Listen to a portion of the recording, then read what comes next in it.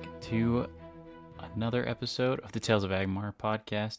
I'm your host, Sinjin, and today we will be completely finishing out Gander's origin story. This is going to be, as you've probably noticed from how big it is on the preview, this is the entire compilation video podcast, my bad, for Gander's origin story. So we're going to run through all that today. I've got an additional ending. It's probably going to run about 5-7-ish minutes. So pretty exciting there, but yeah, feel free, check in, listen to it. Super long, super good, super excited to hear you guys' feedback on the entire story in its entirety. Anyways, have fun. Gander sat across from his father at the kitchen table. Arms rested on the outskirts. A screen running the center length of the table. On it, their current war game was laid out. A holographic setup that contained a few different levels of terrain, as well as two different armies, one red, the other blue. He sent off a squad of his grunts to compete with his father's vanguard that was trying to take one of his trenches. After the AI game master ran some calculations, he waited as his father's team shredded another squad. That left him with 3 and his father with 5. He was starting to be at a major disadvantage. To remedy this, he started to think of a plan. Now, he knew that he was at a disadvantage, and that he needed to find some way to use his small remaining units, which consisted of just 2 more grunts and a more specialized special forces team, but he wasn't exactly sure how. He watched as his father set up another defensive with 2 more grunt units and his own special forces team placed behind them in an overarching fire position. He realized that with his father's units in place like that, he would need to find some way to break into his backlines and defeat said special forces team before they could get a better position than they currently had. The game's AI game master once again rolled some calculations, and Gander watched as another grunt squad was decimated while his father only lost a single grunt. "What?" Gander said. "I can't believe you keep outsmarting me like this. How are you doing that, Dad?" His father chuckled a little, then imparted some wisdom. "This game, much like life, rewards you for putting people together that work well. You see, my grunts created a wall that caused your unit to stumble in its defensive action. Then, my special forces could get a clean shot and clear the board for the rest of my advance." It then switched to Gander's turn. He started to think a little bit deeper about what his father had said. Matching units together, creating combinations, walls. It was interesting. He was still trying to pick up this game, but then he realized that at this point he'd been treating each unit as its own separate piece, instead of something he should have been meshing together, matching them, just like his father had said, in a united front. That was exactly what his father was doing. This continued to turn the gears in his brain a little, helping him think of a tactic that he could use. Seeing that now he only had 2 units left, he needed to create some sort of way where he'd be able to clear his father's 5 leftover units while still keeping much of his 2 intact. He took a second to examine the board, combing over the terrain, looking at different angles, and he then realized there could be a possible strategy for his now smaller, more maneuverable force. He directed both his special forces unit and grunt squad into a small ravine, and instead of beginning to attack, he allowed them to have an oversight action in which they could attack on his father's turn, depending on how his father set up. "Ah," his father said, sounding a little surprised. "Going on the defensive now, are we?" "What else could I do?" he responded. "I'm only 10, Dad. You got me on the ropes." "Oh? Do I now?" Gander wasn't sure if his bluff was going to work, but thankfully this game wasn't just about what was on the board. It was also about what both players were thinking in their heads. And to win a game like this, you could run both sides. They'd only had it for 2 years, but Gander had slowly begun to grasp the basic mechanics of the game. The turn then switched back to Gander's father, and he took a minute to consider what his son had just did.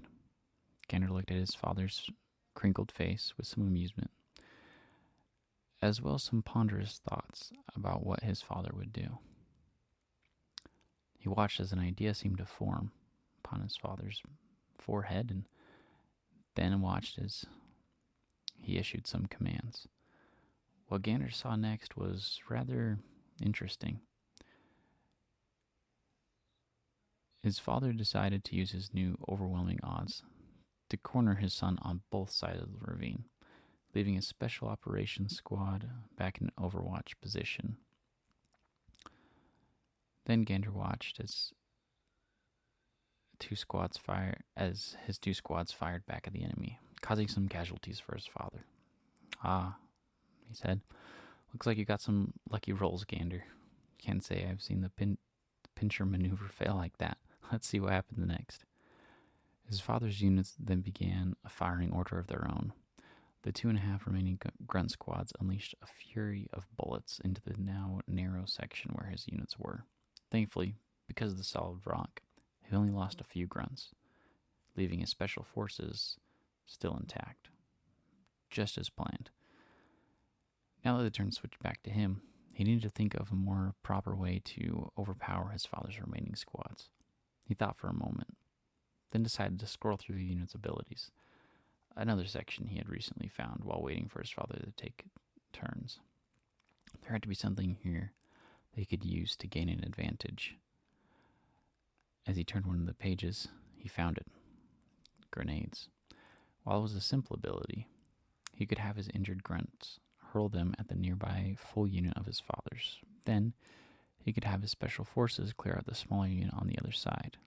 He enacted the plan. First, the grunts threw their grenades. The system calculated the losses, and, thankfully, most of his father's units failed their saving throws, resulting in all but one dying. Next, his special forces attacked the other squad. The resulting rolls annihilated the units, allowing him to push the squad closer to his father. "Ah, good move," his father said. "I was beginning to wonder when you would use the abilities." "Well, I was still trying to understand the rest of the game up to this point." "Is that so?" his father said. The turn then switched back. "I guess I shall have to begin playing with those two then," he said. That surprised Gander. Had his father always known about the abilities and just hadn't decided to use them? Had he waited up until this moment when Gander had found them to begin a counterattack of his own? Was it a way of him trying to level the playing field, to make Gander feel like he was winning when in fact the whole time he had been losing? He wasn't sure, but the aspect, the thrill, kind of excited him. His father's next move resulted in him getting the high ground with his special forces unit and starting an overwatch in order to again attack on Gander's turn. The other grunt squads that were left continued a firing operation, and miraculously again, Gander's final squad survived, leaving just one enemy grunt and his own special forces team. Now that it was his turn again, however, Gander had to think. There was still the single grunt that needed to be dealt with, and only total annihilation of his father's forces would win him the game. He quickly had the system run a standard combat between the leftover grunts, his one squad only losing one soldier in return. That's when the idea came to him. He could use the 3 leftover grunts as bait. If done successfully, then he would be able to pull his father into the firing range of his sniper that was in his special forces unit. Excitedly, Gander set up the trap, while also trying to hide his face. Once it was done, he set his sniper to overwatch mode and then passed the turn. "Ah, interesting move, Gander. Too bad it will cost you." His father hadn't chosen the sniper for his center of the special forces unit, just the standard field commander. Then he watched as his father activated one of said unit's special abilities, giving the entire squad an increased move distance. Then he charged into Gander's field. Once they stopped, his sniper fired off 2 rounds, thanks to another ability. However, one of said rounds missed. The other wounded a piece, causing him to leave the battlefield. After that, His father's final unit decimated his grunts. Looks like we both just have our HQs left. His father smiled at him. Gander had enjoyed the game thus far. It was something he didn't always get to do with his father, between all the crazy work hours and the trips he had to go on for the Ellen's Republic, but he was happy they had little moments like this to spend together, though he always wished they could last forever. He stayed silent as he analyzed the battlefield.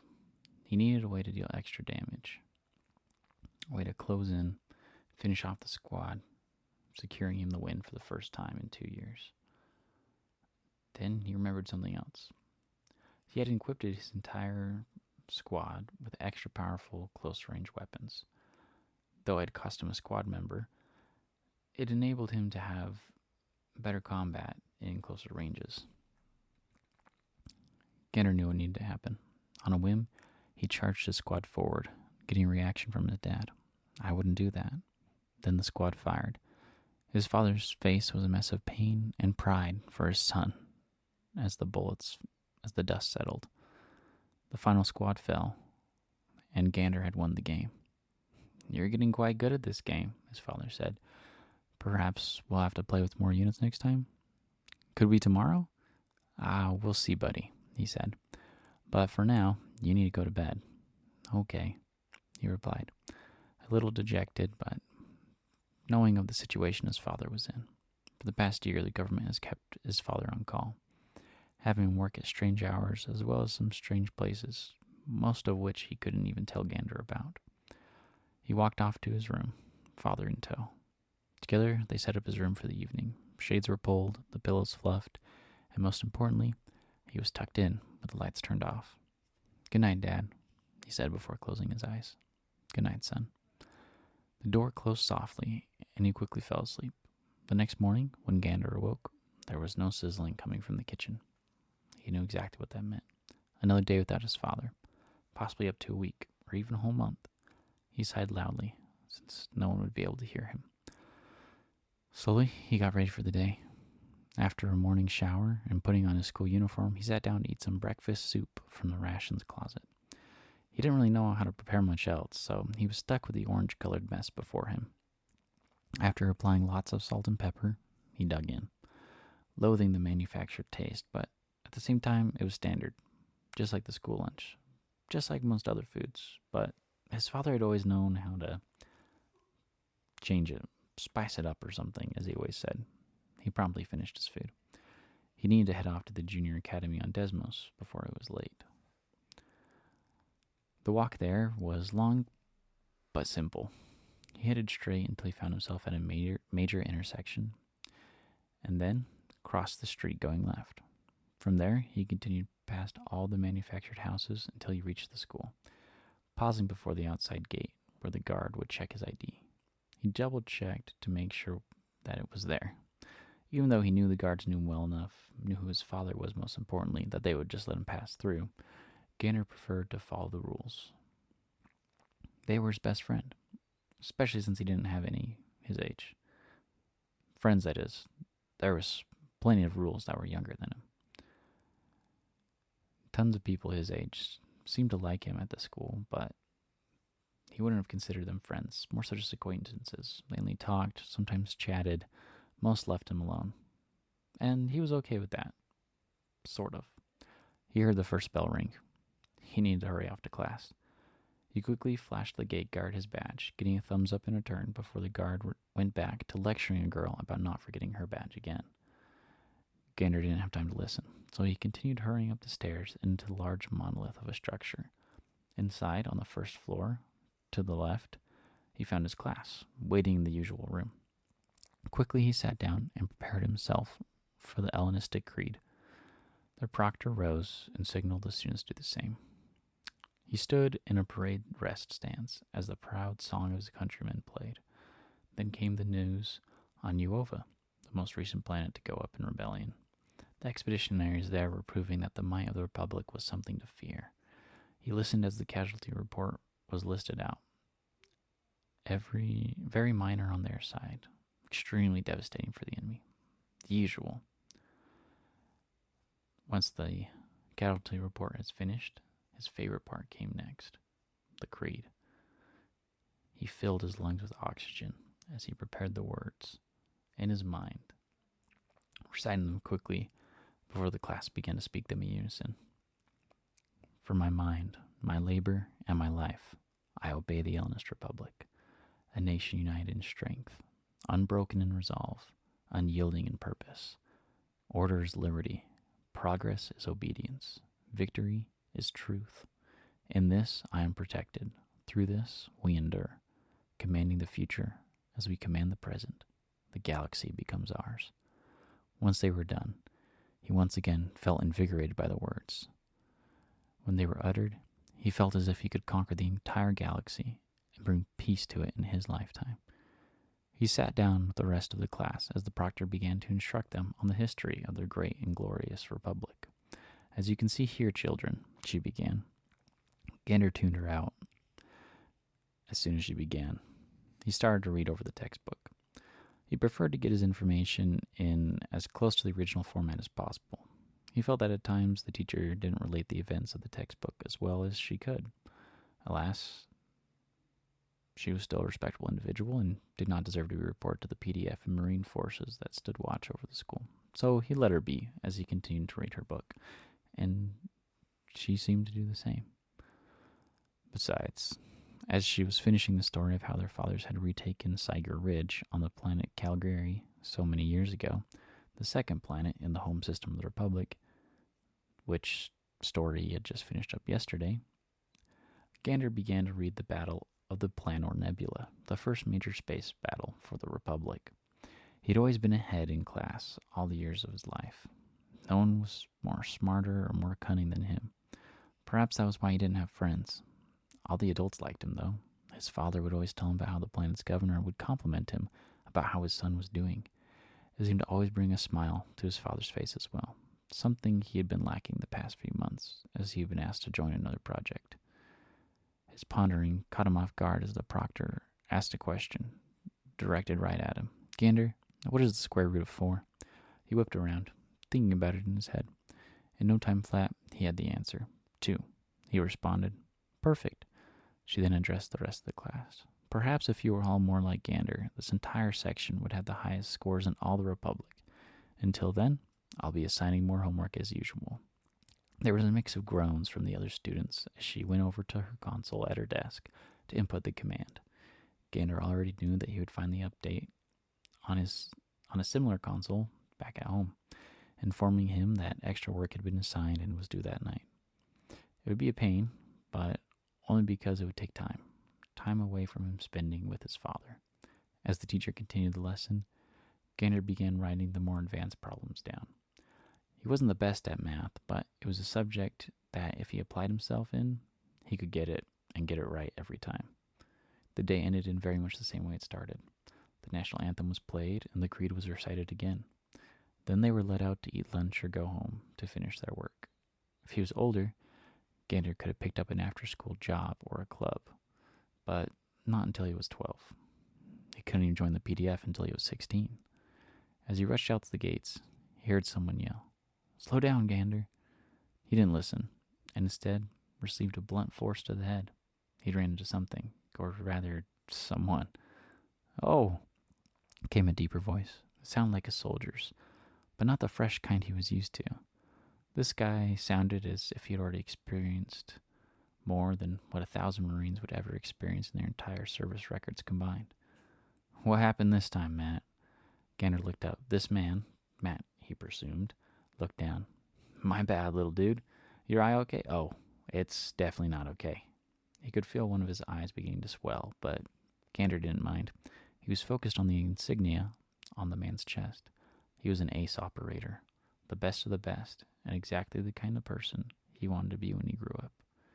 "Hey, let me put some of this on your eye, okay, little dude? Okay?" The man smeared a kind of jelly on Gander's eye. It stung a little, but then went away. "Don't touch it for a few hours, all right? Now hurry off home or wherever you were going." He waved to the squad as they left, then realized he had never said anything. He had just met his heroes and didn't say a single thing. Right as he was about to try to catch up to him, he then considered, they were probably going off on a mission. And besides, he had a mission of his own to complete. He slowly retraced his steps home. Thanks to the fact that he was missing an eye, that was. Usually he'd done it much faster. Once he did get home, however, he found a notification waiting for him on the kitchen table, which was usually unusual for kids, but for Gander, not so much. It was from his father, probably about him needing to leave the planet again. He slowly moved over and opened up the notification. Sure enough, it was the same as usual. Gone again, don't know when I'll be back. Rations until then. He let out another long sigh and began to heat up some of said rations. While the warmer's AI did its magic, Gander connected the kitchen table to his console upstairs, allowing him to work on his homework while eating. It was going to be another long, boring week. Gander stood facing the entrance to the Academy for Young Citizens on Devos. It was a fine establishment, exactly similar to the junior academy he had spent his younger years learning at. He was 14 now, leaving him another 2 years before he could enter into the academy on Ragash and fully fulfill his life's dream of becoming an ace specialist. His next 2 years would thankfully be geared towards what he wanted to do for the rest of his life, the military. There are still some standard arithmetic, language, and history courses he would need to take, but the brunt of his time could now be devoted to learning the art of war. He walked through the front doors, ready to continue his education through the state, when one of the school officials stopped him. "Gander," he said, "it's good to see you this morning. Exactly 15 minutes early, as usual." "Yes, sir," Gander replied. Gander had started learning to leave school a little bit earlier, especially since he had started here, as most of the proctors preferred that. And seeing as his father was out dealing with the current outbreak of the Zypox, he had lots of time on his hands. "Your timing couldn't be better. I have a task for you." The official finished and looked behind him at another student who had a warm brown undertone to his complexion. Gander followed his eyes and waved. Possibly a new student, he thought to himself. There wasn't very much of those. "A new student?" he asked. "Yes, perceptive as always. I was hoping you could show him the ropes. He just came from one of the outer colonies, and his family has shown great promise in the Marine Corps. His father was also just promoted. Thus how they ended up here." "Oh," Gander exclaimed, hoping that this could lead to some direct information about their current war against the rebels on Unix. "What's his track?" "Young field officer, just like yours." "Really?" Gander grew slightly suspicious of the little too perfectness of this task. "I would be more than happy to comply." "Ah, spoken like a true Hellenist. Good luck with your assignment." "Thanks." They both returned a salute to the other and went their separate ways. Gander walked over towards the new student. "Hi," he gave a sly wave this time. "My name is Gander. What's yours?" He stuck out his hand, unsure how to greet somebody his age. The student grasped his hand warmly and firmly. "Mace Packstar, son of now Colonel Packstar of the 332nd Marine Corps." "Wait, no way. The 332nd just finished a major rotation on Flagmere, no? Crushing the last of the insurrectionists there?" "Yes, they absolutely did," Mace confirmed. "Your father is the Colonel Packstar who led the spearhead?" "The very same." "That's wild." Gander could tell he was going to like this guy. His doubts before kind of disappearing. "You'll have to let me know more about it sometime." "I definitely can. Say, where's my first class? I'd like to be a little early today." "Oh, for sure. Follow me. We'll have the exact same schedule up towards graduation." "Ah, gotta love the routine," Mace said in a matter-of-fact tone. "Yes." Gander nodded his head. This guy was definitely his kind of person. The two walked down the hall towards the military-styled complex at the back of the school. "So," Mace started. "What is our first class?" "Structured fitness," he replied. "Oh, I'm curious how this will line up with the colony school," Mace said. "I was told by some people that this school would be a lot more hardened especially since I'm looking to go into the ace specialization next year. You too? Gander asked. Yes, I think the ace program is going to be the next best thing in anti-rebel tactics. Alright, this is crazy. I think the same thing. Sounds like we're going to need to get a team together for the trial then. For sure. You want into mine? The school is still letting people create teams until the end of the month. I think that's a fantastic idea, Mace said. Perfect. We can swing by the office at the end of the day and fill out the paperwork. They were getting close to the PT field when 3 figures started to approach them from the outside, the light masking their identities. Hey, Gander, what you got there? A new pet? Gander rolled his eyes, looking at Mace. How fast can you run? Why? His new friend asked. That's Jerob and his squad, as they call themselves. He pointed at the 3 individuals. They're a year above us and currently in the ace specialization track. Their tactic for getting to Ragash is to intimidate the rest of us to just not even try out.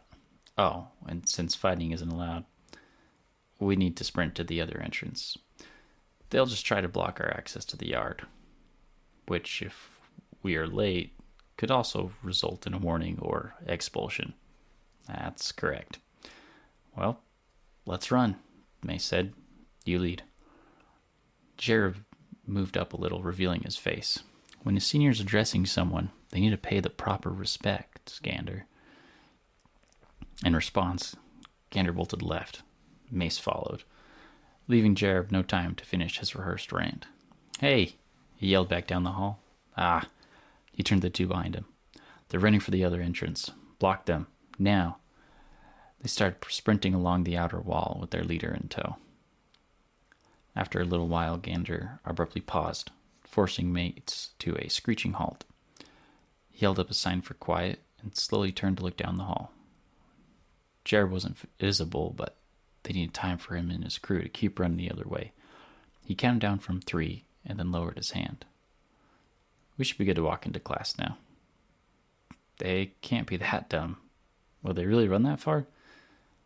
Yes, strangely enough, I have outpaced them the other 2 times before this. Last time, however, they got really close.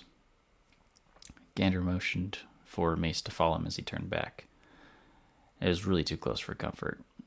And while I'd like to think the rules would protect me, I have seen those guys beat up a kid and, well, actually a few kids, and since then they've kind of lost their zeal to join the ACE program.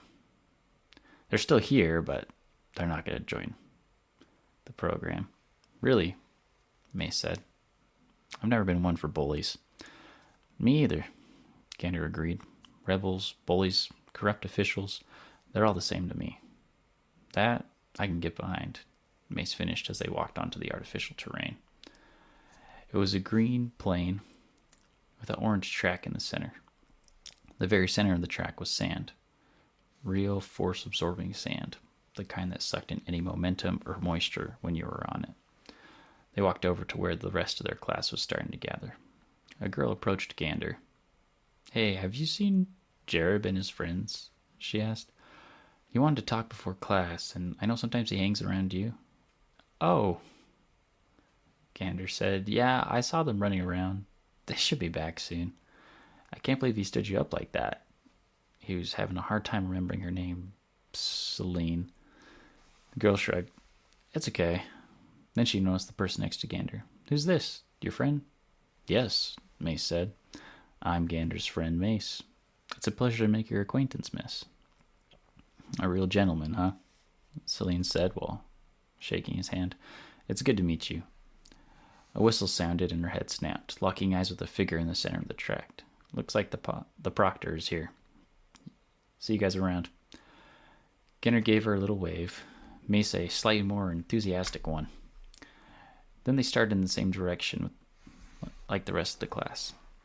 Well, Mace said, she was quite something. You could say that, Gander chuckled, but we need to focus now. True. All right. Can you explain more why Jerob likes to do this? Gander said, it's just his thing. I think he must get a kick out of it or something. But anyways, you stick with me, we should be fine. Can do. The rest of the class went off without a hitch. Jerob and his gang got marked up for being 5 minutes late after they were found trying to blend in with the group during the starting run. At the end, they were informed. They were informed of this after the end of class. The proctor pulled the three aside. "This will be marked on your permanent record," she said. "Do not let it happen again." "It won't, ma'am," Jerob said while locking eyes with Gander. "We'll fix it promptly."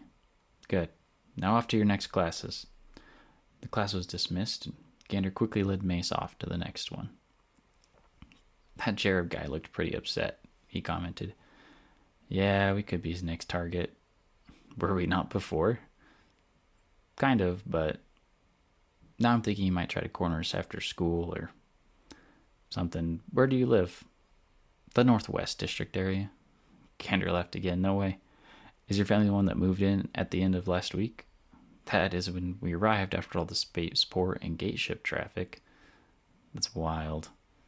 Because I live in the Northwest District, and someone just moved in across the street from me and my dad." "That is? You want to walk home together then?" "Absolutely. Now, we need to hurry. Absolutely. Now, we need to hurry off to historical tactics. That proctor is especially passionate about being on time." They finished walking down the identical well-lit concrete halls. Gander kept checking behind him to make sure that Mace was keeping up, surprised at how quickly he had told people he was Gander's friend. Then again, it was actually kind of nice to have a friend.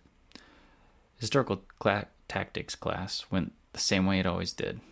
The entire class did their best to stay awake while listening to Proctor Quarmes lecture to them. It was 2 hours that most of them would never get back in their lives. But for Gander, it was heaven on Devos. Here he could follow along and keep up with the professor as tactics proven or disproven in real combat were discussed and laid out before him. He used this class as a constant inspiration for new tactics to use during mock battles in Milsims 101, as well as when playing combat games with his father. Thankfully, this was slowly translating into the game, and he was getting better at winning more games against him.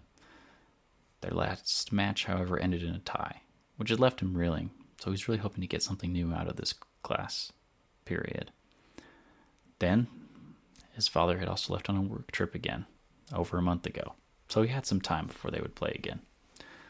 The Zypox virus had been spreading throughout the colonial area of the Republic for the past year. His father was usually on one of those planets affected, working to perfect a vaccine. It was a long and laborious process, involving lots of testing and retesting. But when he had last talked to his father, it sounded like he was hopeful that a cure would come out of the long days and nights ahead. The proctor said something that made Gander snap back to reality. And that is how the faint tactic fell into the backdrop of history. That made Gander question. He had paid attention to the rest of the lecture, but left a note in his note chip about searching the historical files for why the feint had failed. It was something he needed to know, seeing as he had just used it earlier that day. At the end of the lecture, he grabbed Mace. "Come on, let's go hit up the cafeteria. We don't have much time until Milsims 101. "Ugh, okay," came a dreary response. "I didn't know someone could talk to themselves for that long." "You'd be surprised," he said. "The political majors deal with that all day, I've heard." "Oh, may Elon bless them." "You can say that again."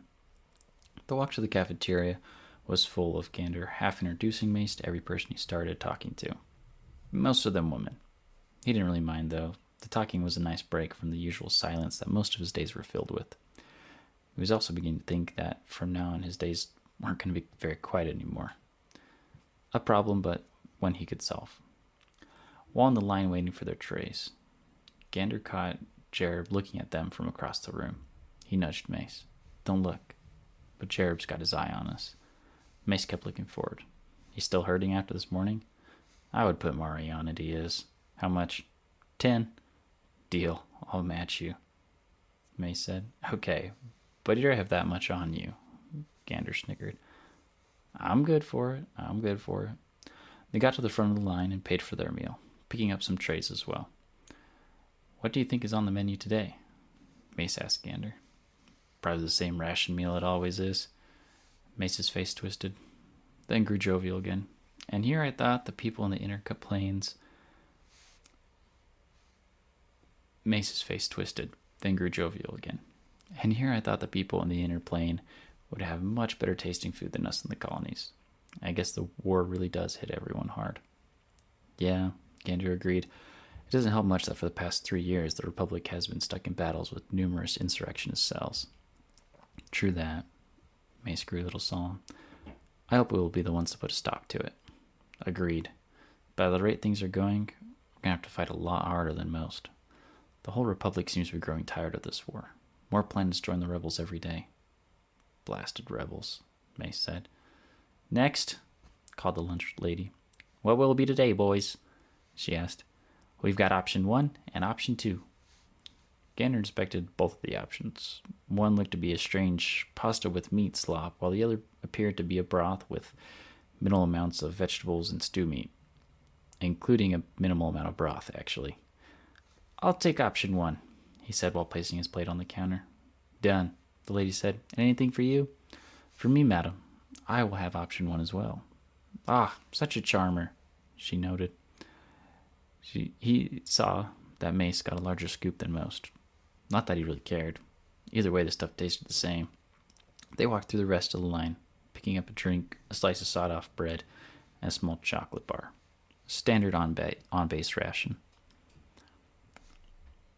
This does seem to be more than we get in the colonies, Mace said. It would appear there are some benefits to living here. I mean, Gander shrugged. With the citizen index, there has to be benefits for staying with the Republic. The Republic is freedom, Mace remarked. As they sat down, Gander took note that Jerob was walking in their general direction. He quickly ate some food and motioned for Mace to do the same. Eventually, the bully was right in front of them. So, he said, his voice cold and sharp, you do think what you pulled today was hilarious? Extremely, they both agreed. It was so funny we couldn't even laugh about it. Is that so? Well, you better watch your back during mill sims today. I got our proctors to agree on a class versus class for the whole period. Gander looked at him skeptically. That isn't as threatening as you make it sound, Mace said. Gander here will stop you in your tracks. Jerob laughed, loud enough for the whole room to hear. Many turned to look at him, their faces filled with perplexed and concerned looks. Gander noted that he didn't seem to get the memo as he continued taunting them. I'm going to embarrass the two of you so much that you'll want to leave this track forever. Is that so? Gander said. Yes. I've got my class inserting via drop pod. Shock and awe, baby, he whooped and hollered as he left the two friends alone. Mace turned to Gander. So you're worried too, right? Because you don't look worried. Those guys are a whole year ahead of us, and they're getting a tactical insertion. What are we going to be doing? Setting up a trap, Gander said. He just told us his entire plan of attack. We're good. Mace blinked a few times before laughing to himself. Do you know what? I'm not sure how it's going to happen, but I believe you're crazy enough to do it. Now we just... You finished. Now we just need to get the rest of our class on board, Gander said. They tried to hurry and finish their meal. Gander getting done before Mace, who was struggling with the larger portion. Once he had taken his last bite and downed his flavored water, the two got up and started for the door. As they continued, the manufactured hallways held their usual doom and gloom.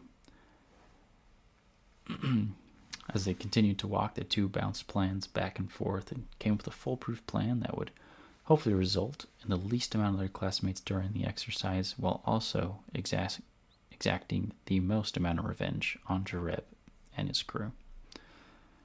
All right, I think I got it, Gander said. They had half an hour before class. Oh, Mace said. What is it? We can use the same tactic we used earlier on Jerob during the practice battle.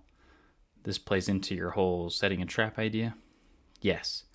He pointed a celebratory finger at Mace. Jerob is going to drop pod down, right? Right. So, we won't really be able to tell where he's going to land until it's too late. That is the idea behind that kind of insertion, Mace said. But we already know that that's what he's going to do now, Gander stated. True. But in this case, we know what we know. That still means it's going to be a surprise where he lands. And also when, Mace stated. He could land under the cover of trees, in an open plain, or on a mountain with a view of the entire area, easily giving him an advantage. That is correct. But what if we play with more of where he thinks we are? Okay, interesting idea, Mace said. Explain more of it to me. We convince a number of our classmates to create a fake base camp in a somewhat hidden but evident spot. Then the rest of us will hide in other areas, doing our best not to engage the seniors until they have found the base camp, Gander said. An interesting tactic, Mace interrupted. Definitely not one that you see in the normal Ellenist playbook. And that is exactly why it will work, Gander said. Now, let's head off to class. They continued walking down the hall with 25 minutes left until the simulation would begin. On the way there, Mace had another question for Gander. Hey, began Mace. What are the simulations like here? Back on the colonies, it was mostly a simple game of tag we played with some low-powered laser emitters that were mocked up like weapons. Gander froze and looked at Mace. So, laser tag. I mean, he waved his hands a little. You could call it that. Well, he continued, you're in for quite the surprise then. And why is that? Mace said. You guys shooting real guns at each other? Gander laughed. Not exactly. You'll understand more of it once we get into the simulation room. They restarted their long walk down the identical halls.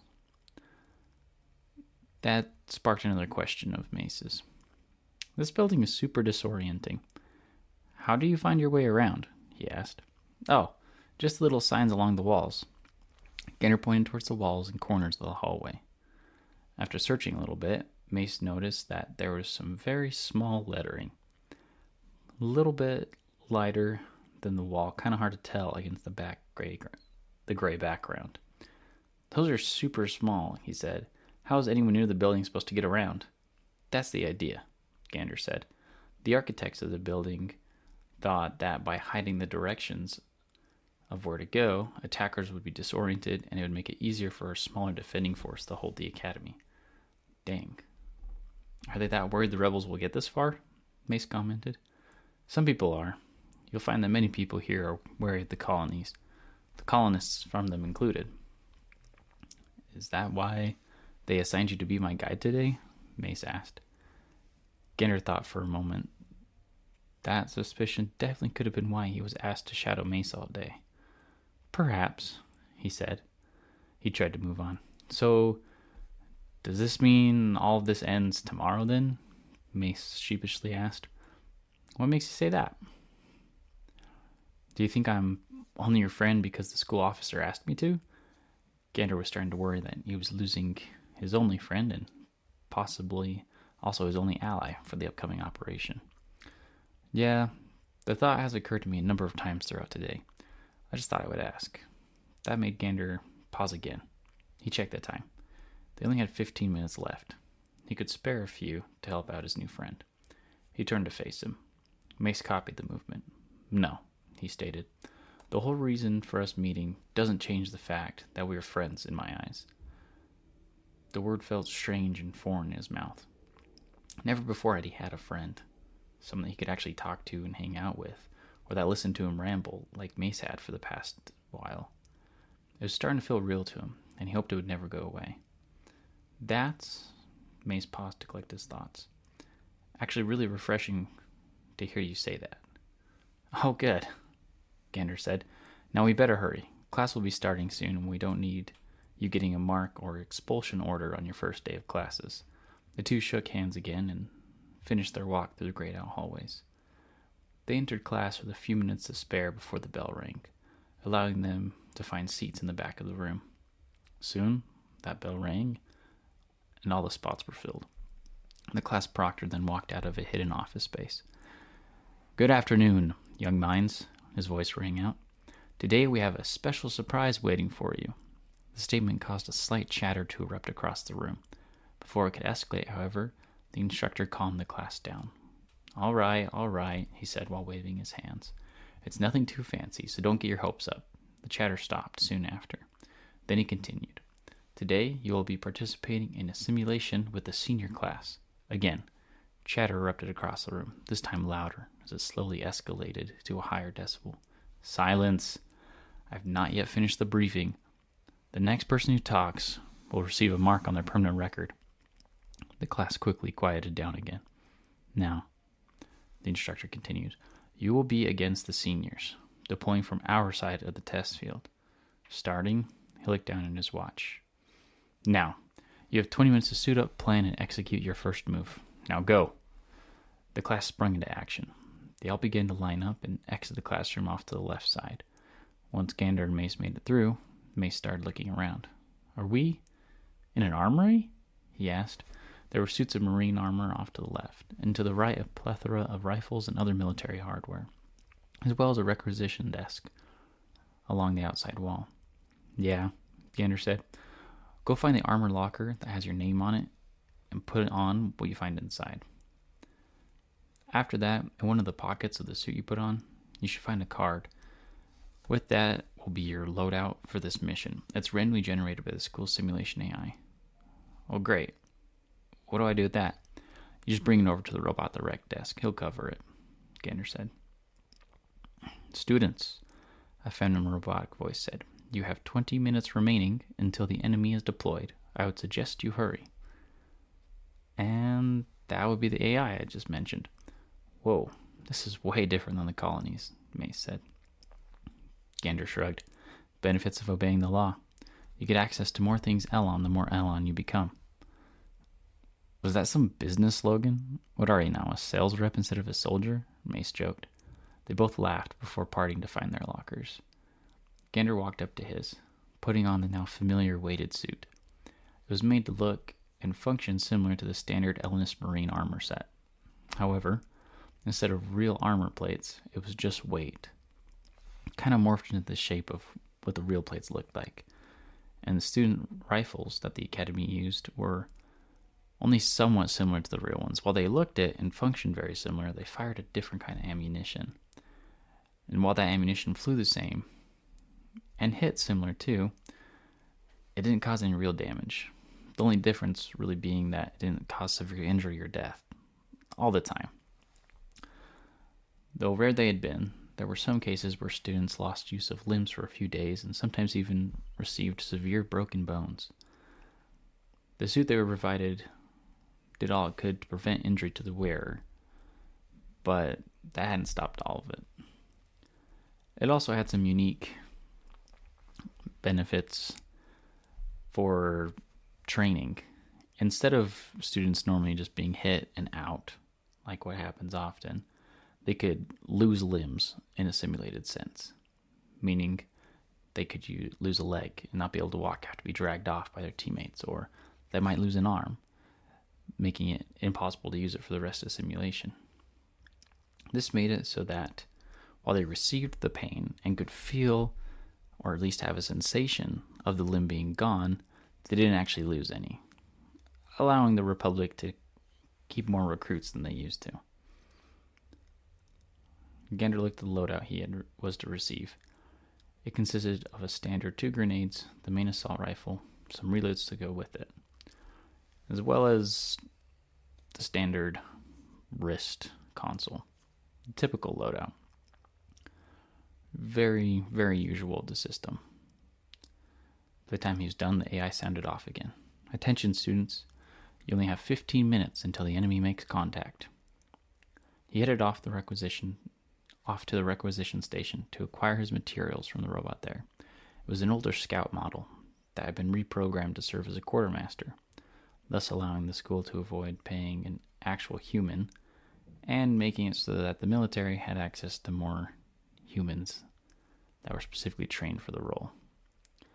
After sliding his car over the desk to the bot, he received the items on the card off the same counter. He mounted the reloads in their appropriate places, and then proceeded to lock and prime his weapon. After that, he stashed the grenades in their assigned pouch. 10 minutes remaining. He was running out of time. There wouldn't be enough time to gather everyone together to go over his plan. It would just have to be executed with a smaller team. It'd be a lot easier for them to move that way too. Gander was out at the muster point when he saw Mace approaching him. "All right," his friend said. "I've got everything I need. What's next?" "Well, we won't be able to tell everyone about the plan yet. Some are still getting ready." He pointed over to the group of people in the back of the armory, still struggling to fit the suit to their bodies. "A shame," Mace said. "What's the plan then? Standard tactics involve using as many people as you can in a coordinated large-scale defense like this. It sounds like you're going the opposite direction." "I am," Gander quickly agreed. "And now we're changing it up even more. Jerob will be expecting a large force, so we'll just make a small one. What did you end up with, by the way?" Mace opened his arms to reveal his equipment. "I have the diplomat," he motioned at the shotgun he was given, "and the standard issue sidearm, as well as multiple reloads for each." "Oh, any good with either of those?" "I need to know your strengths, so be honest with me," Gander said. "Very much so," Mace replied. "My father's unit was part of the first few to test out the diplomat during its initial field test." Gander nodded to himself while thinking. Then he noticed someone eyeing the scout rifle she had been given. Using his wrist-mounted console, he invited her to join them, then scrolled through the list of 50-plus cadets in their class.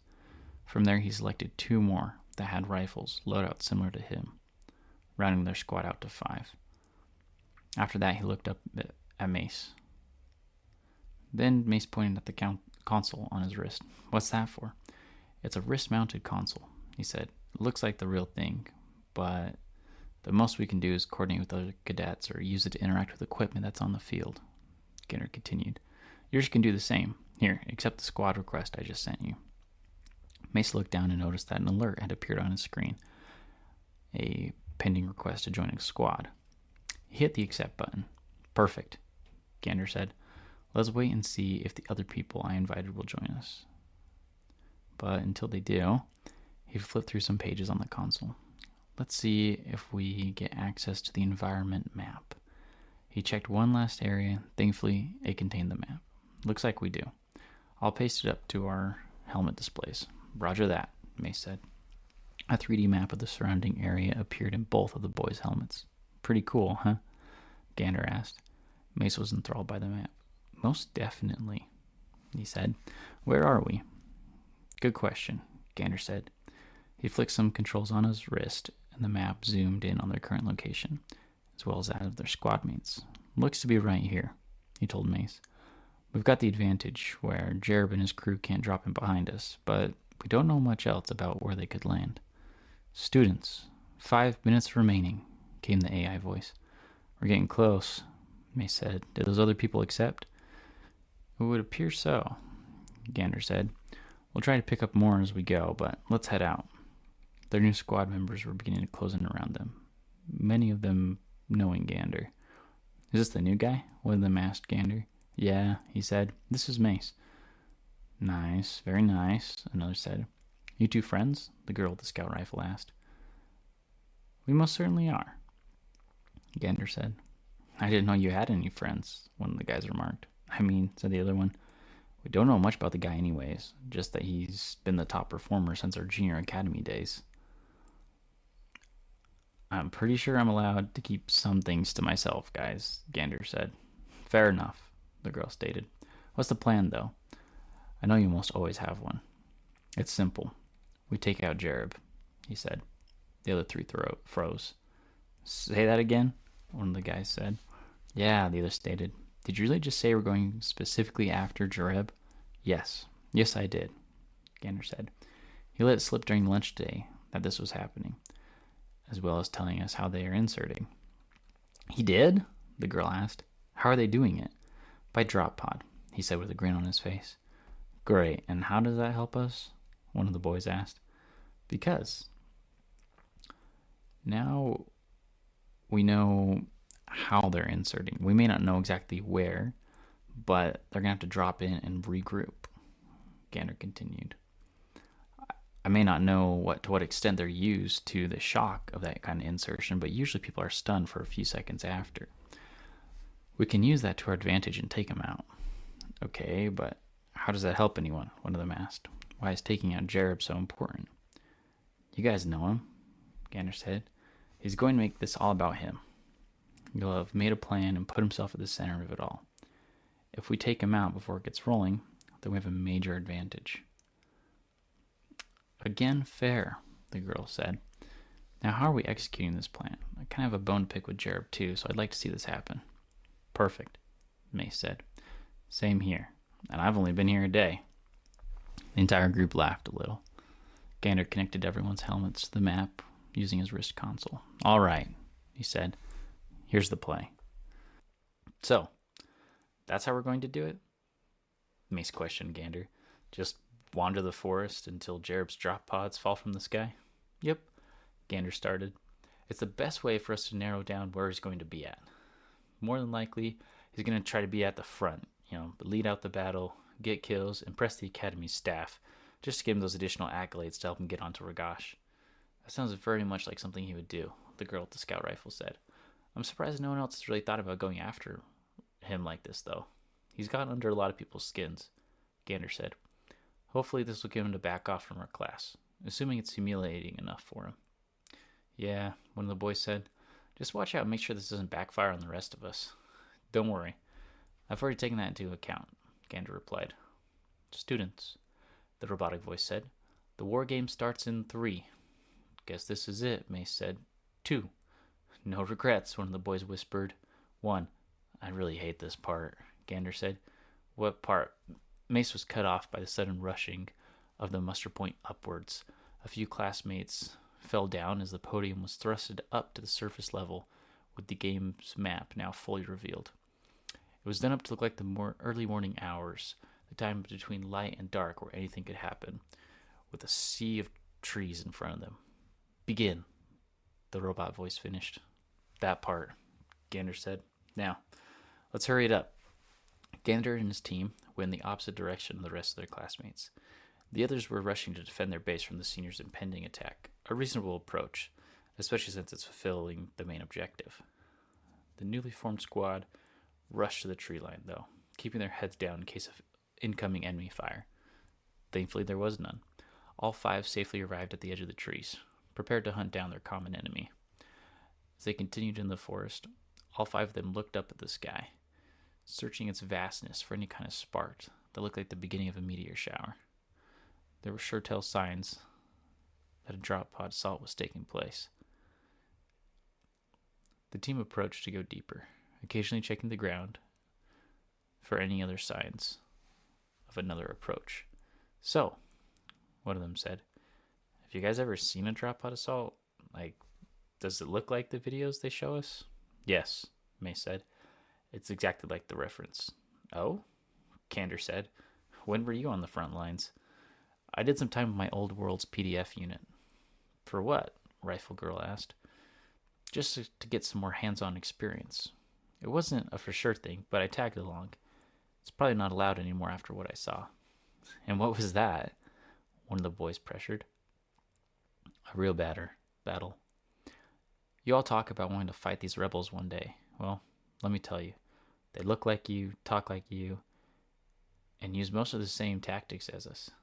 That makes sense, Gander added. They've all defected from the Honest Republic at some point, and they're human after all. Of course, Mace said. But when you're shooting back at somebody in the same armor as you, watching as more of their fellows deploy from a carrier in orbit, it changes you, especially when you see the looks on their faces. They had a carrier? The other boy questioned. They sure did. The team I was with got lucky. We called in for reinforcements, and the base was nearby. After 15 minutes of brutal fighting, they took us out of there, while some Marine and Expeditionary units mopped up what was left. Whoa, Rifle Girl remarked. That's wild. I don't know they had access to hardware like drop pods and carriers. No one does, Mace finished. It's why they need to be dealt with sooner than later, before they can get more powerful. Everyone went silent, combing over in their minds the information he had just brought to them. Gander moved closer to him. I can't believe you've already seen real battle, he whispered to him. What was it like? His friend's voice took a minute. Once it started, the sound was different than before. Loud. Incredibly loud. Gander could tell it was a lot to think about again, so he gave him some space. The quiet searching continued for a few more minutes until it was broken by the girl. "I think I found our target," she said, while pointing up the sky. "I hear 2 o'clock and up." The whole group followed her directions and found the foretold meteor-like objects in the sky, falling down and causing quite the scene against the quiet stillness of the night. Gander did some calculations in his helmet. "Looks like they're going to land a few yards from the base." "They're falling pretty fast," one of the boys commented. "Well," Mace said, "in a real battle, they would be trying to avoid AA fire." "Oh, true.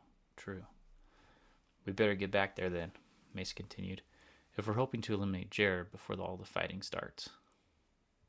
The group began heading back towards their class's base, this time at more of a jog instead of a walk. Gander looked over at his friend and noticed his face was twisted, perhaps still thinking about past events. He took this moment to cheer him up before they got into a fight. "Everything okay?" he asked. "Who, me?" He broke him out of a trance. "Yes, you. Come on. I can see something's bothering you." "I've just been thinking," he said. "Is Jerob really that stupid to tell us exactly how he's going to enter a battle and then proceed to do it right next to our base? The casualty rate is going to be considerably high if he does that. More than likely he would lose." "True," Gander said out loud to himself. He held up a fist to make the whole group stop. "Everyone, I think we're being played." "What do you mean?" one of the boys asked. "The battle is happening just over there." He pointed to where they could now hear the sounds of gunfire and screams. "Jerob's a straightforward guy. He isn't going to plan anything super robust for this. We need to go save our classmates." "Sure," Gander said, "but think about it. He could use the drop pod group as a distraction force." "I agree," the rifle girl said. "There definitely was not a lot of pods in that group. The whole senior class couldn't have been in those." "Perhaps," the other guy said, "but we still need to hold the base. It's the main objective." "Yeah," the other one stepped in. "The two of us are heading back. You guys can come if you want, but if not, then have fun convincing the proctors why you fled the battle." Gander felt confident in his assumption, though, something that over the years he had learned to trust, as it had led to him to more success than his peers who relied on pure emotion. "Go back then," he challenged them. "We'll go out and find Jerob, then return to assist you." "Not if we get him first." Then the two boys motioned to leave, picking up their pace to a run in an effort to save their classmates. "Looks like we'll be tightening up, everybody," Gander said. "Keep your eyes peeled for a larger group. Let's start making our way to their base camp. It should be..." He looked at the map provided. "Yep, just opposite of ours on the other side. We'll run for a few yards, and then as we close in, we'll slow it down to stay quiet." They started off at a run, just like the other two, with the sounds of fighting fading away behind them. Gander started to think more about what Jerob could possibly be planning. Had he counted on their class staying at the base instead of moving out? Or perhaps the pod team had fallen too soon. He had so many possibilities running through his head, but he knew that there wouldn't be enough time to think of them all, so he just decided to carry on and hope his gut was correct. The run lasted a few more minutes before he motioned for them to all begin a jog. That also only lasted for a few more until they reached 100 yards from the estimated position of the enemy camp. He motioned for everyone to stop, and they began to slowly walk forward again. After a few moments, he heard Jerob's voice up ahead. He had been right. "All right, everyone," he said. "Our skirmish team should have finished softening up the second years by now."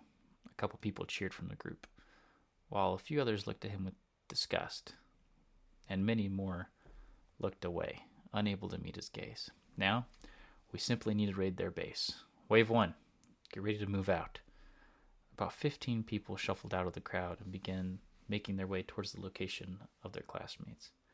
Based off their so low pace, Gander estimated it would take them about 15 minutes to reach it.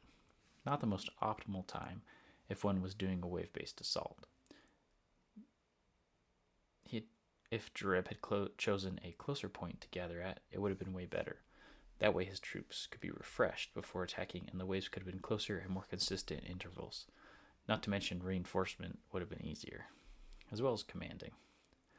Mace nudged Gander, motioning to their last squad member who was already prepared to take out Jerob. "Yea or nay?" Gander shook his head, then motioned back a few yards.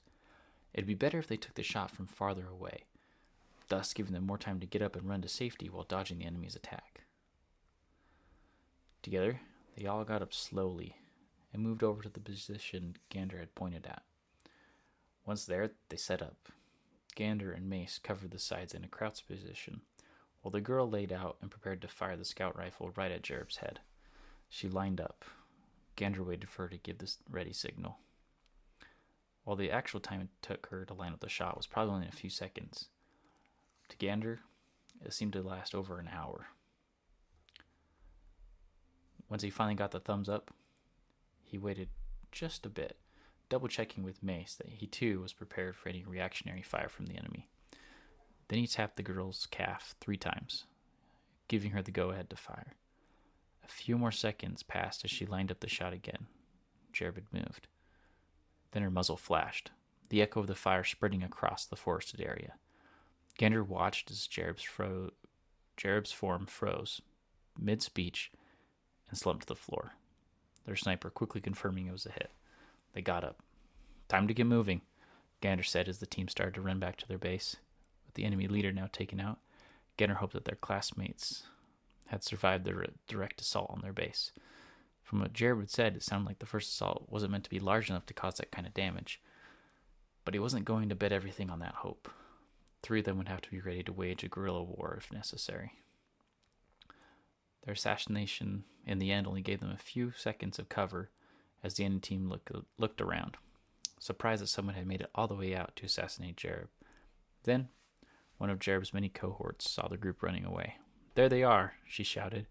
"We need to win this exercise quick, or our proctor will be terribly upset."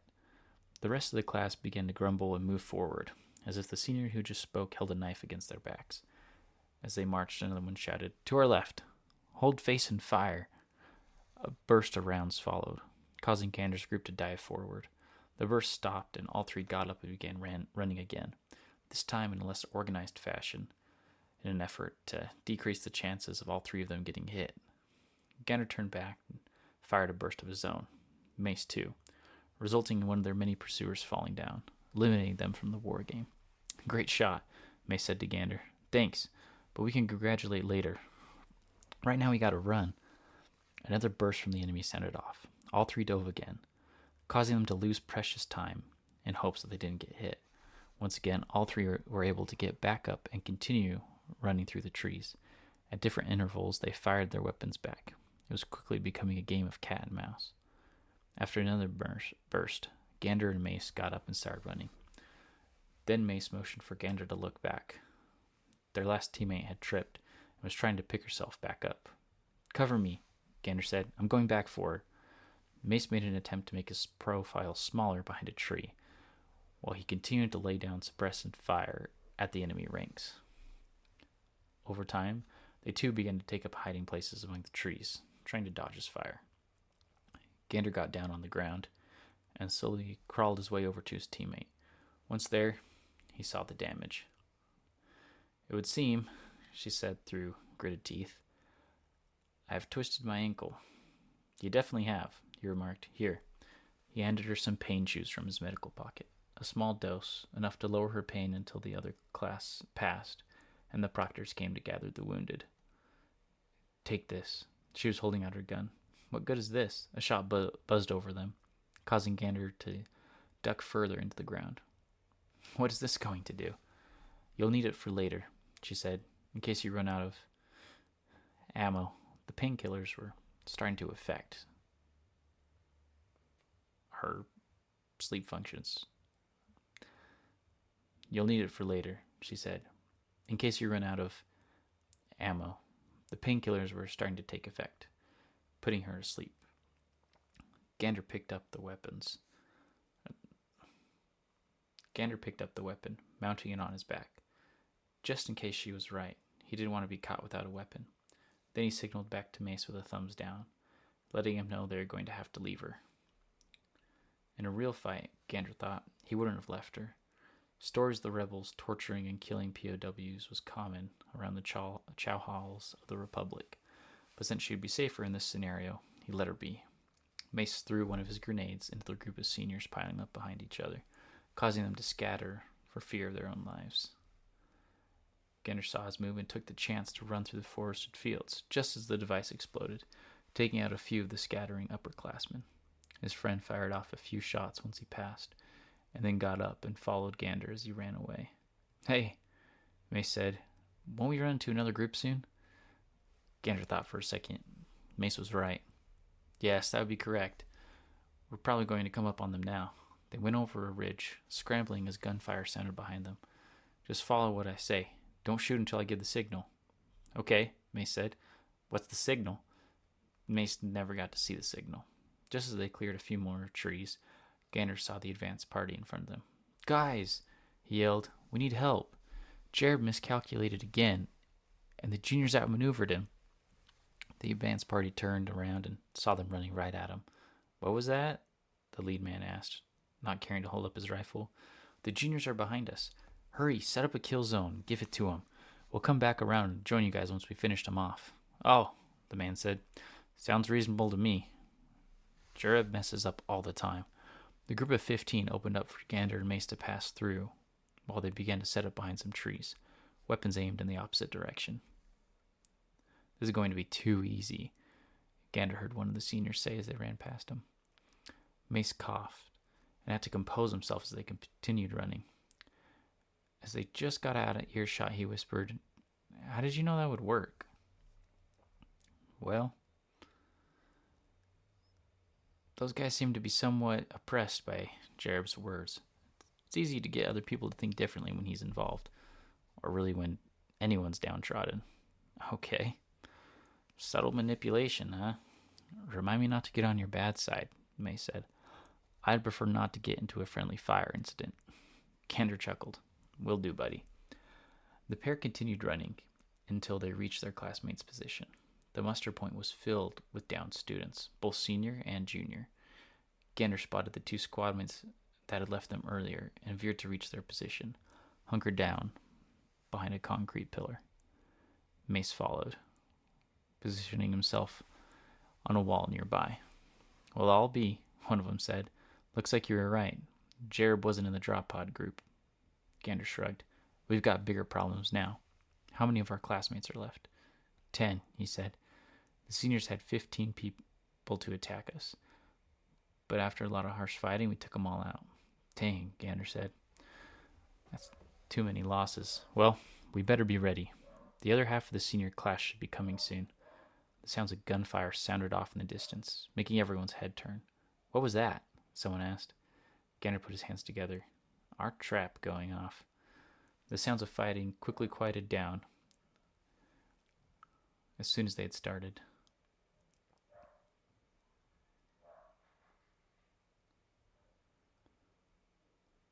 "We'll all be," one of them said. "Looks like you were right. Jerob wasn't in the drop pod group." Gander shrugged. "We've got bigger problems now. How many of our classmates are left?" 10, he said. "The seniors had sent 15 people to attack us originally, and after a lot of harsh fighting, we took them all out." "Dang," Gander said. "That's too many. But we better be ready. The other half of the seniors' class should be coming soon."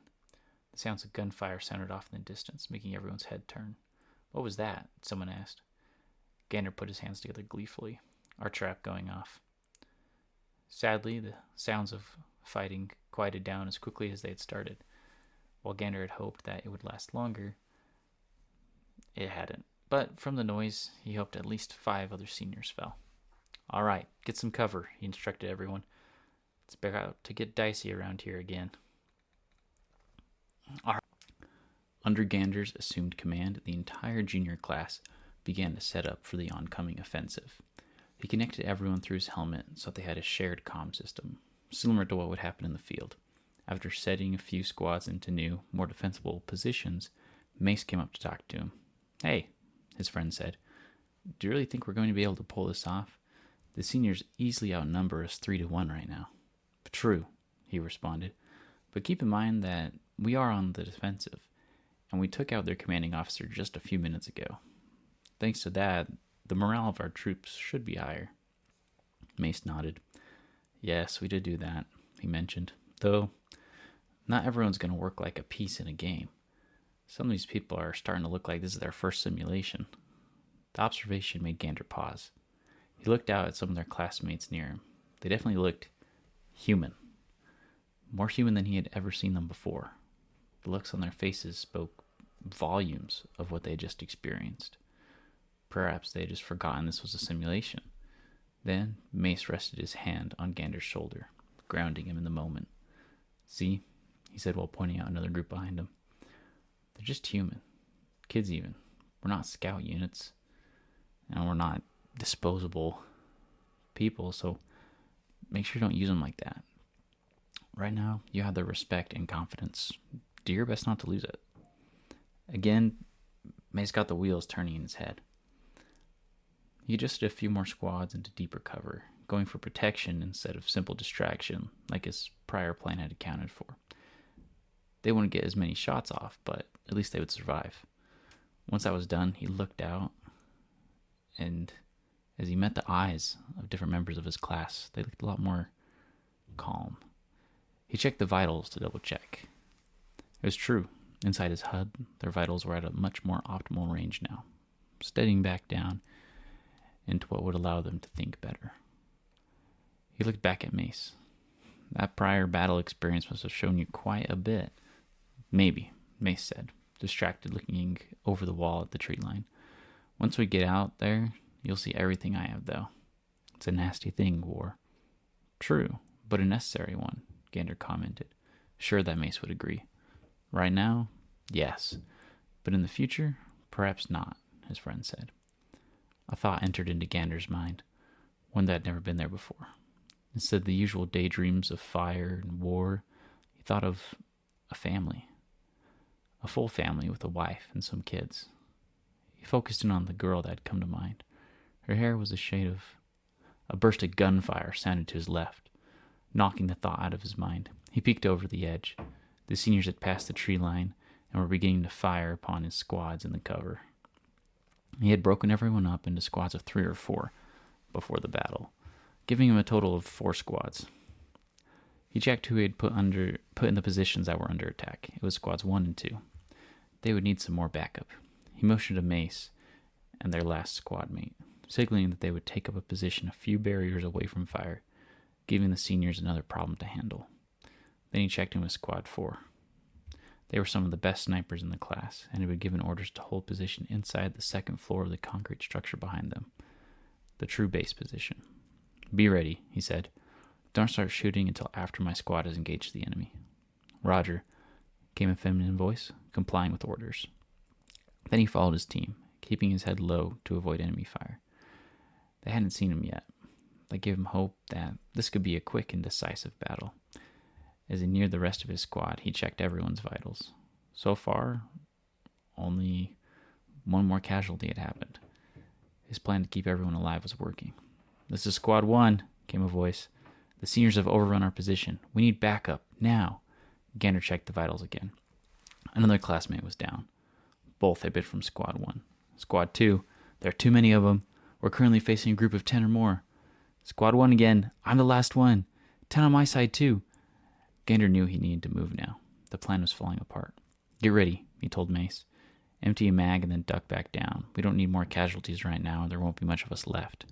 He was about to give his second command to their squad mate when he popped up and began firing, emptying his entire mag in seconds, then just standing there, trying to reload.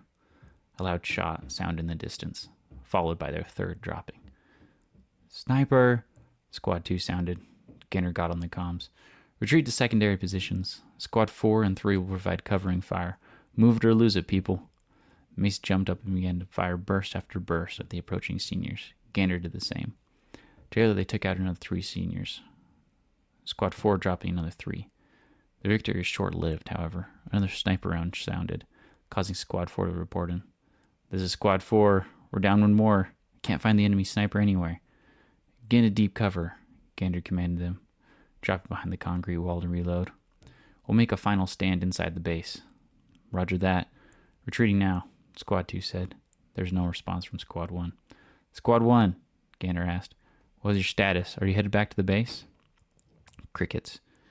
He got up to shoot a few more rounds at the seniors, then had to duck once they started to fire back from their now fortified positions behind the barriers they had just taken. "Squad 1, he tried again. Nothing. He checked the vitals. They were all gone. One whole squad wiped out. He had 7 people left aside from himself. "We're inside the base," Squad 2 announced. "You coming, Gander?" He got up and fired 2 more bursts before ducking. "Will do. Give us some cover." "Roger that. Awaiting your motion." He looked over at Mace. "You ready for another run?" "Again?" He chuckled. "Didn't we run this morning?" "True. But let's hurry. I don't plan on giving the seniors a win over their simple tactics." "Same here," he replied, then got up and fired another burst before dropping again. "Ready when you are." Gander got up and fired. "Go, go, go," he yelled. "We'll trade off." Mace sprinted a few yards, dropping behind another barrier.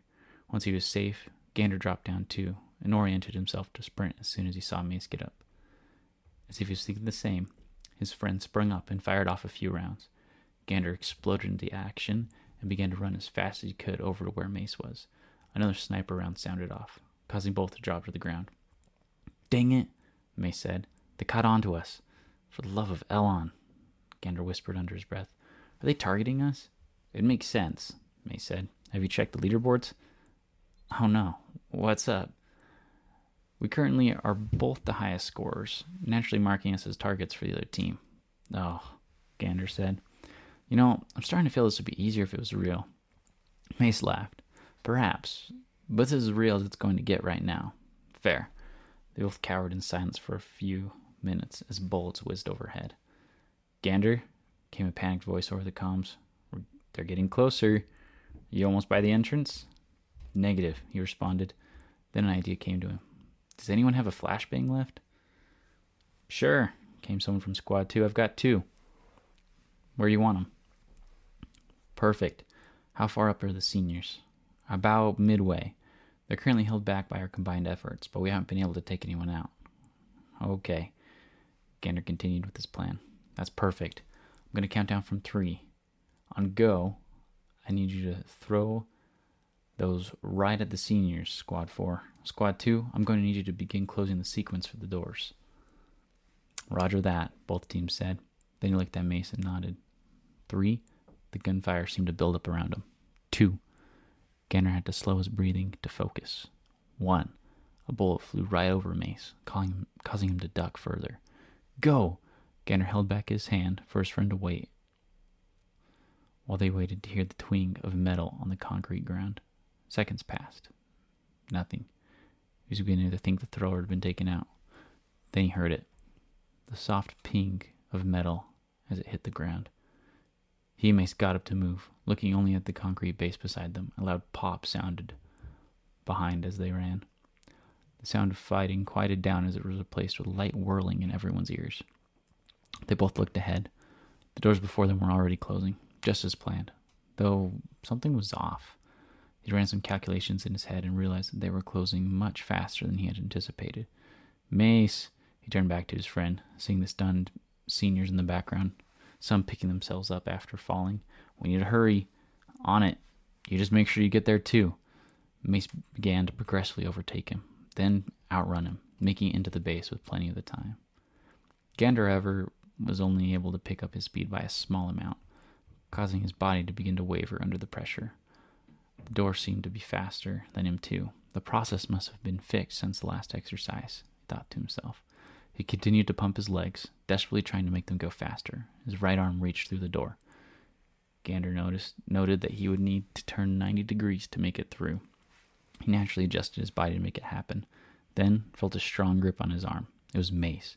He yanked terribly hard on his right, causing him to almost fall off his feet before he pushed from the ground and landed on the floor. Then the door sealed and locked behind him. "Whoa," he exclaimed. "Thanks, Elon, we made it." "You're telling me," Mace said through gasps of air. "You sure took your time." Both laid on the ground, gulping in chunks of air. After a few seconds, and his lightheadedness went away, Gander got up from the ground. "Okay," he said.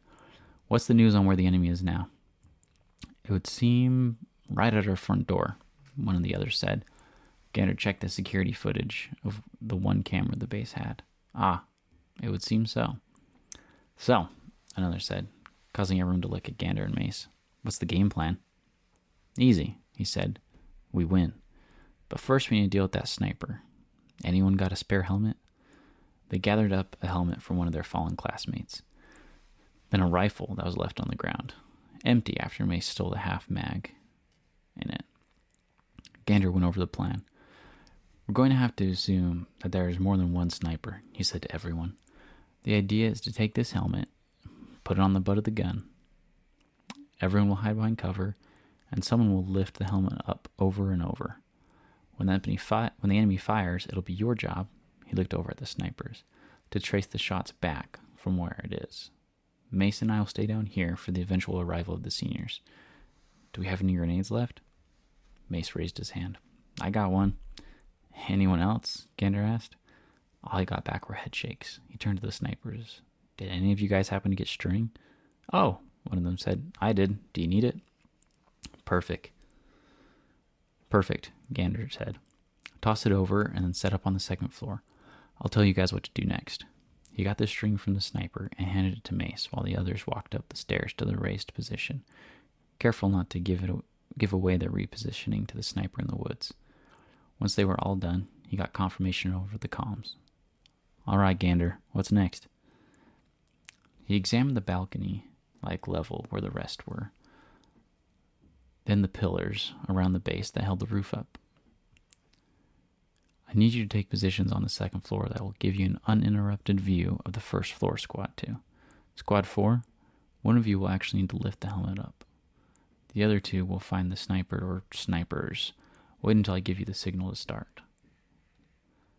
The comm was filled with the low hum of yes sir and chatter as people repositioned. This commander role suits you quite well, my friend, Mace said. Are you sure you just want to be an ace operator? You would make a phenomenal impact as a naval captain or marine general. You could do so much good for the Republic. I probably could, Gander started. But if I can stop full-blown war before it starts, then that's better, I think. We both know that war right now is a constant in the Republic, but we both want it not to be. The ACE program might be the way to make that happen. That's true, Mace said. I guess right now they're really only used for securing landing zones and a few behind-the-scenes missions during engagements. The assassinating of key individuals like what we just did would be a great benefit. You'd use a lot less military hardware that way, or at least make it easier to win large engagements in the long term. Exactly. Now let's set this trap. Together, the two followed the Ellenist Marine Field Manual's instructions on how to set up a simple tripwire and grenade trap. It would definitely take out a number of seniors as they entered the room. Then he motioned for Mace to take up a position in the back of the room, the darkened areas obscuring his figure.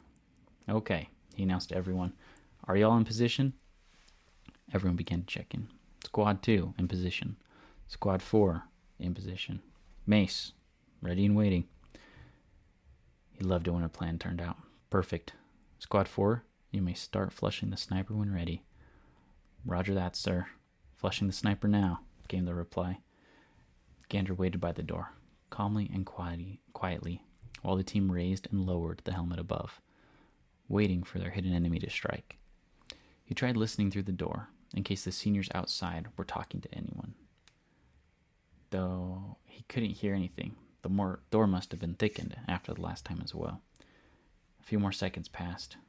Then a single shot echoed into the base. The helmet was knocked off the rifle. He waited a few seconds before asking, "Did you see him?" No reply. Panic was beginning to build in Gander. If they didn't get rid of whoever was back there, it was going to be a long simulation. As he continued to wait, he heard a subtle ticking on the other side of the door. His eyes widened as the ticking got faster, the seconds between the beeps slowly winding down until milliseconds were passing by. Then he heard an explosion ring out, causing him to jump away from the door. "Did the shot scare you, Gander?" Mace asked. "What?" he said, expecting to be dead already. "The shot," Mace said. "Squad 4 took the shot at the enemy sniper." Another voice crackled in. "That is confirmed." A huge, simulated explosion knocked the door, causing it to open and spill smoke out of hidden valves. "The base is breached," Mace yelled. "Gander, get back here." Gander quickly pulled himself off the floor and scurried over where Mace was. "Oh my," he said, breath taken away from him. "I had no idea that was a thing the seniors had at their disposal. Break charges were not in the briefing. Yeah, Mace said while getting ready to receive the incoming attackers. Like we had much of a briefing. The seniors walked into the room, weapons pouring ammunition all over the place. The first group of 3 walked in, tripping the grenade at the front, causing them to fall. Gander watched the enemy count drop to 13, giving him a little more hope in winning this. The next group came in. Gander and Mace stayed hiding their position behind pillars in the back, ready to cut off anyone who got far enough. As they waited, a dull tension began to fill the room. Gander could almost feel how on edge everyone was. Footsteps wandering through the front, slowly making their way to the center. Then, they slowed. Squad 2 opened fire on the approaching seniors, causing the count to drop again, this time to 9. "We just might make it through this," Mace whispered through the comms. "Perhaps," Gander whispered back. Next came a loud thudding of footsteps, the remaining seniors rushing into the room, pointing their guns at the top floor, letting off a few rounds as Squad 2 moved to get out of the way and find new cover. Gander nodded to Mace, and the 2 peeked around the corner, firing round after round into the stunned seniors. Then, the rest of their classmates joined in, firing upon the seniors until all 9 members registered as dead for the simulation. Then, it stopped. The weapons locked up, unable to fire. "Simulation over," came the familiar robotic voice. "Seniors terminated. Juniors win." The remainder of Gander's class all circled around him, excited over their victory. Many of the seniors whose armor had previously locked up were released, and began walking back to their muster point at the far side of the training grounds. The proctor for the juniors' mill sim then walked through the base doors. "Congratulations!" He looked at the 8 remaining juniors. "You 8 have proven yourselves during this simulation, especially you 2. He motioned to Gander and Mace. "I'll recommend the 2 of you for the ace path immediately. Should the head proctor approve, you won't need to pass the entrance simulation for it at the end of the year." Gander and Mace high-fived each other. "Can you believe that?" Mace said. "And here I was just hoping that we'd be able to make it through this simulation without docking our grade." The proctor left the room. "I know, right?" Gander said as everyone began to leave. "This is fantastic. Not only did we prove that Jerob could be taken down, but we made it. We impressed the proctor. This is fantastic, Mace." The 2 clasped hands and united as brothers. Gander and Mace started the walk home in haste. Taking a carefully controlled stroll, they were making great progress down the crowded, manufactured walkways of Devos, the sun slowly setting behind them. The skirmish between the 2 classes having taken up most of the afternoon. "Hey, Gander," Mace said. "That was a wild exercise. For me, anyways. I've never done anything like that." "No," he started. "You're right. That was definitely a wild exercise. I've never seen Jerob so upset before." "Is that so?" his friend continued. "You don't think that's gonna bite us in the butt, do you?" "I wouldn't say so," Gander said. "Jerob wouldn't risk getting into a fight after that. He's already super close to expulsion. Why would he risk it? Besides, he can always get us back when the recruiter tournament comes by next." Mace nodded his head. "Yeah, that would make sense. If he got expelled now, then he wouldn't be able to participate, thus throwing away any chance he'd have of getting into Ragash for training, let alone the ACE program." They turned down onto a less crowded hallway. Gander continued forward. They turned down onto a less crowded walkway. Gander continued forward, not fully paying attention to where he was going. "True that," he said. "Say, Mace, you hungry? I'm cooking tonight at my place if you want to come." "Oh, sure. What's on the menu?" "Just ration packs. But my old man taught me a few tricks to heat 'em up. I'll share them with you when we get to my..." Gander slammed into something firm. He turned to look up. Inhuman. "Oh," Jerob said. "You guys still enjoying your victory from earlier today?" Gander backed up towards Mace. "Come on, don't be scared, Gander." He motioned for 2 of his goons to start walking behind them. "We're just going to celebrate with you guys. Getting embarrassed by some lowly juniors has humbled us. How about we take you someplace special? No, Mace said. We're good. I insist, it's my treat. Gander did not like the smile he was putting on. Hey, Mace, we need to run, he said. The two goons were getting closer to them now. Ready when you are, Mace said. Gander pivoted and took off down a side street, his friend hot on his heels. Together they mingled with the dim mazes of pipes, wires, and debris as they tried to outrun Jerob and his crew. After a few minutes of this, Gander started to see a light up ahead. They were losing daylight fast, but if they could get back to an area where people were, then it might just save them from Jerob and whatever plan he had. They were a few inches away from the goal when Gander felt a hard rock hit his head. Then it tumbled to the ground. Really? Gander said, ready to taunt Jerob. You just had to throw rocks like some devolved human. Just using my resources, buddy, he replied. Gander checked to see if Mace was still keeping up. He was. He pumped his legs harder, now knowing that Mace could easily catch up. Another rock whizzed by his head, and then two more. One hit Mace in the back, causing him to stumble for a second, but he quickly recovered. Up ahead, he saw a long barrier blocking their way. That gave him an idea.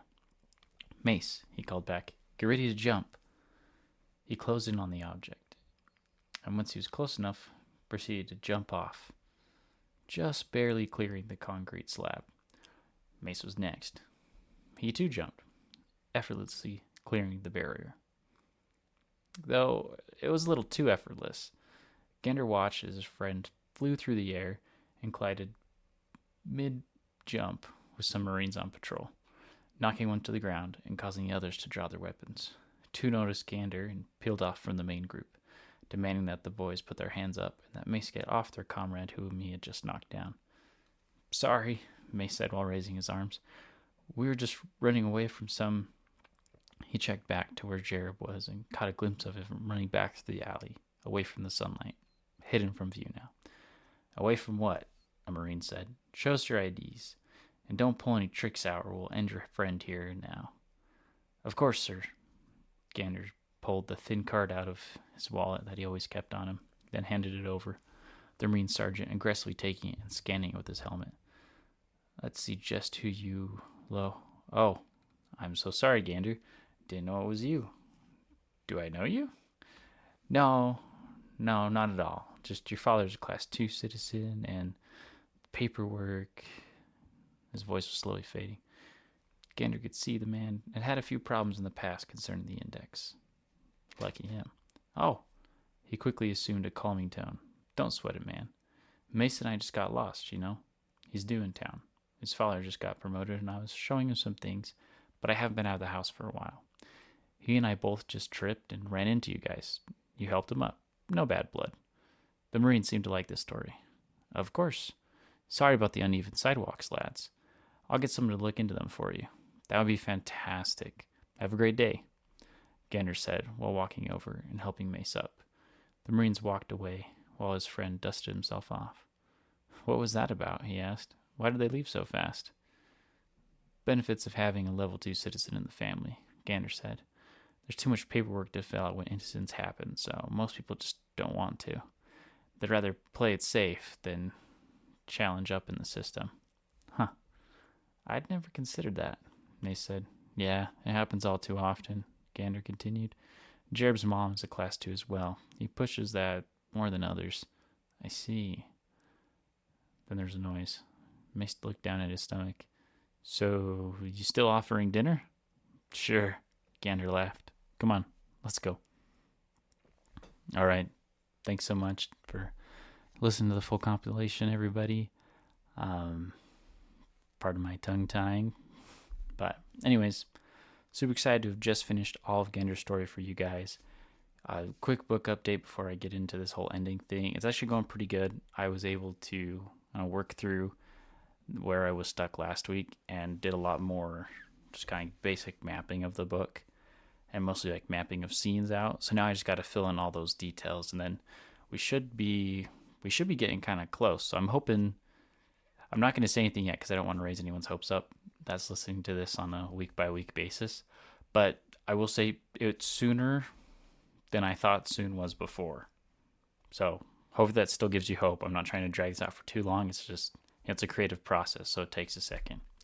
But anyways, if you're not listening to this week by week and you've just kind of picked up and listened to us throughout, thanks so much for doing that. I hope you've enjoyed Tales of Agmar. I mean, also, if you're still listening week by week, I'm sure you are definitely enjoying Tales of Agmar.